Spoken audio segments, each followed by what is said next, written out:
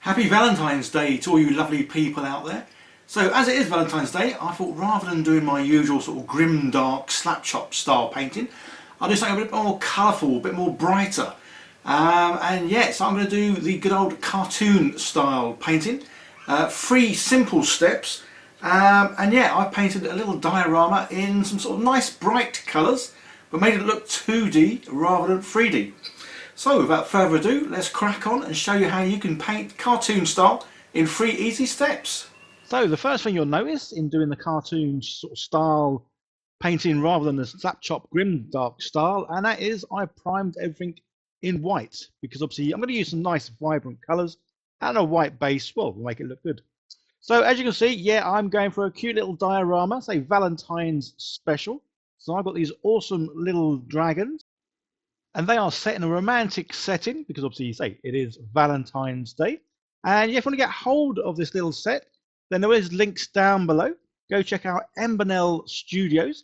There are a whole range of dragons. Well, each month they're doing a different sort of scene, different sort of setting, and these all linked together. They're all like street scenes. So as you can see, this is kind of like set outside a lovely sort of Parisian restaurant. So yeah, I have obviously 3D printed these, but don't worry if you don't have a 3D printer, as they are looking at doing sort of physical fulfillment. So you can get the physical 3D printed model sent out to you. I'll also leave their Instagram details down below, where well you'll be able to find out more information about when that service is launched. So I'm going to have a go at messing about with some markers as well as using obviously the paints. I've got these markers. I've had these for about a year now. I actually love using these. They're quick and easy. And obviously there's no messing about cleaning the brush after each use. You literally just use it, put the cap back on, and then get the next color. So the first step with doing the cartoon book style, and that is, well, basically get everything painted in sort of block colors. Typically, you want to try and keep it nice and bright because most cartoon books are bright. Well, the kind of ones that I used to read are anyway. But obviously, again, this is where personal preference. You use whatever colors suit you and suit the mood of the scene or the character that you're going to be painting. I do have quite a lot of sort of normal acrylic paints. Obviously, my main sort of style is using the contrast paints, the dipping inks, the speed paints. But yeah, I do have quite a variety of normal acrylics, although they're by a whole different lot of brands. So you will see me sort of showing you the colours that I'm using. But yeah, they are from a multitude of brands, and some of these paints I've had, well, probably since I started this channel. So yeah, a good 4 or 5 years is how old some of these paints are, and they still seem to work fine, which is really good. But say where possible, I would be using them pens just because they are so quick, easy, nice, vibrant colours as well, which is pretty cool. So that is one of the main things whenever I've only done the cartoon style. I think it's about the fifth time, fourth or fifth time. But yeah, I always find using the nice, vibrant colours. Again, it's for me, this is a nice change from the sort of the normal kind of things I paint. And again, this is where it comes down to that hobby burnout. Sometimes you need to take a step away from what you're doing and try something different, try something new. And yeah, using some bright, bold colours like this, absolutely love these two. Obviously, orange is my favourite colour. That's why one of the dragons will be orange. But yeah, stepping back from, say, the grim dark style and doing something a bit more light and airy is a lot of fun. And it's a nice change, breaks up the kind of work that I normally do. And it makes me feel more refreshed when I do go back to my slap chop grim dark style.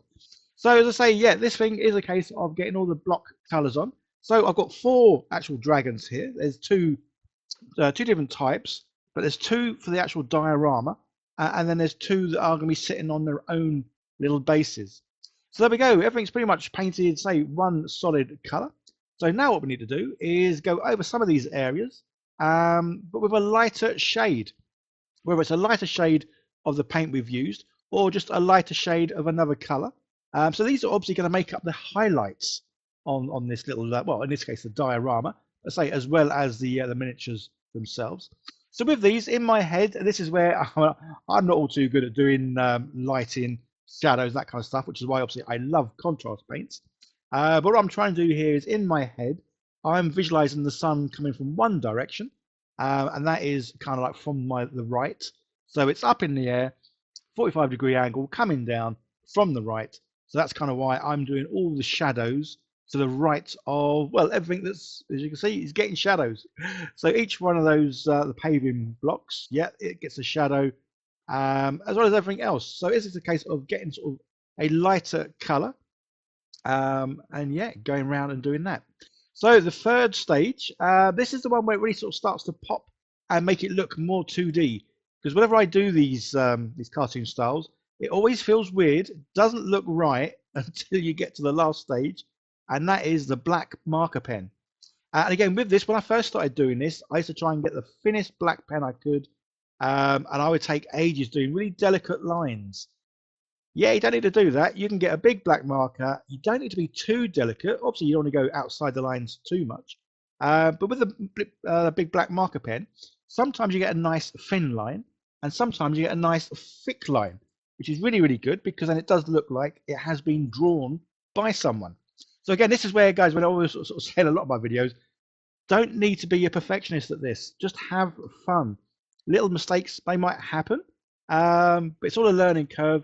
And it is about having fun. If you stress out too much, you're not going to enjoy the painting.